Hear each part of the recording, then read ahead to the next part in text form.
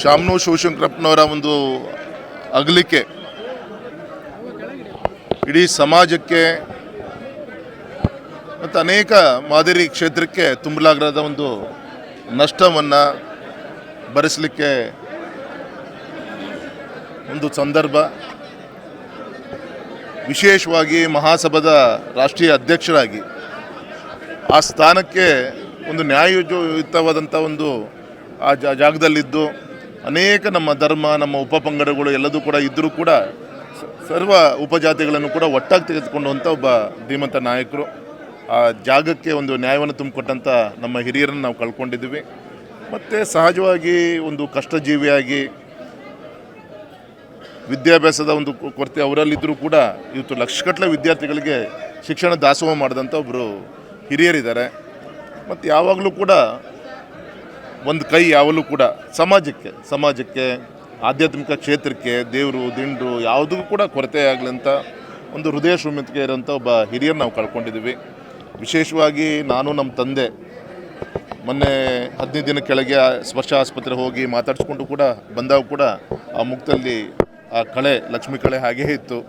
ಆದರೆ ಪಾಪ ಇವತ್ತಿಷ್ಟು ಬೇಗ ನಮ್ಮ ದೂರ ಚಲದಿದ್ದಾರೆ. ಮತ್ತು ಇಡೀ ರಾಷ್ಟ್ರದಲ್ಲಿ ಅತ್ಯಂತ ಒಬ್ಬ ಹಿರಿಯ ಶಾಸಕರ ಪಟ್ಟಿಯಲ್ಲಿ 95 ವರ್ಷ ಆದರೂ ಕೂಡ ಇವತ್ತು ಸಮಾಜಮುಖಿಯಾದಂಥ ಕ್ಷೇತ್ರದಲ್ಲಿ ತಮ್ಮಂತ ತೋರಿಸ್ಕೊಂಡಂಥವ್ರು. ಮತ್ತು ವಿಶೇಷ ಅಂದರೆ ಮೊನ್ನೆ ನನ್ನ ಮಗನ ಮದುವೆ ಬಂದು ಆಶೀರ್ವಾದ ಮಾಡಿದರು.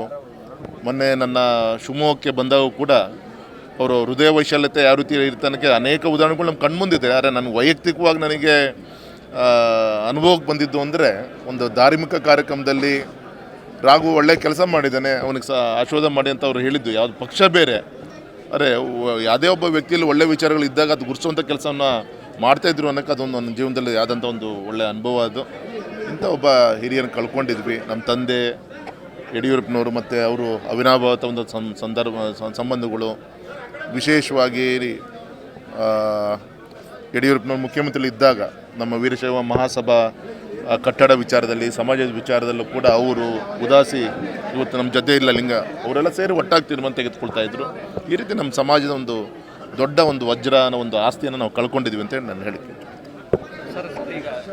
ಯಡಿಯೂರಪ್ಪನವರು ಬರ್ತಾರೆ ಮತ್ತು ನನ್ನ ಸಹೋದರ ರಾಜ್ಯಾಧ್ಯಕ್ಷ ಅಂತ ವಿಜಯನವರು ಕೂಡ ಬರ್ತಾ ಇದ್ದಾರೆ. ಕನ್ನಡಿಗರ ಮೆಚ್ಚಿನ ನಿಮ್ಮ TV20 ಕನ್ನಡ ವಾಹಿನಿ ಇದೀಗ ಟಿವಿಯಲ್ಲಿ ಲಭ್ಯ. ಕರ್ನಾಟಕ ಮತ್ತು ದೇಶ ವಿದೇಶದ 360 ಡಿಗ್ರಿ ಸುದ್ದಿ ವಿವರವನ್ನ ಪಡೆಯುವುದಕ್ಕೆ TV20 ವಾಹಿನಿಯನ್ನು ಲೈಕ್ ಮಾಡಿ, ವಿಡಿಯೋಗಳನ್ನು ಶೇರ್ ಮಾಡಿ, ಕಮೆಂಟ್ ಮಾಡಿ, ಸಬ್ಸ್ಕ್ರೈಬ್ ಮಾಡಿ. HCN ಕೇಬಲ್ 842 ನಂಬರ್ನಲ್ಲಿ ಹುಕ್ಕೇರಿ ತಾಲೂಕು ಹಾಗೂ ಸಂಕೇಶ್ವರದ ಸುತ್ತಮುತ್ತಲಿನ ಹಳ್ಳಿಗಳಲ್ಲಿ ಲಭ್ಯ.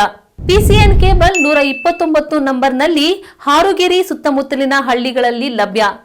ರಾಯಬಾಗ್ ಡಿಜಿಟಲ್ ಚಾನೆಲ್ ಕೇಬಲ್ 80ನೇ ನಂಬರ್ನಲ್ಲಿ ರಾಯಬಾಗ ತಾಲೂಕಿನ ಸುತ್ತಮುತ್ತಲಿನ ಹಳ್ಳಿಗಳಲ್ಲಿ ಲಭ್ಯ. UDCN ಕೇಬಲ್ ನೆಟ್ವರ್ಕ್ ಉಗಾರ ಸುತ್ತಮುತ್ತಲಿನ ಹಳ್ಳಿಗಳಲ್ಲಿ ನಿಮ್ಮ TV20 ಕನ್ನಡ ವಾಹಿನಿಯೂ ಲಭ್ಯ.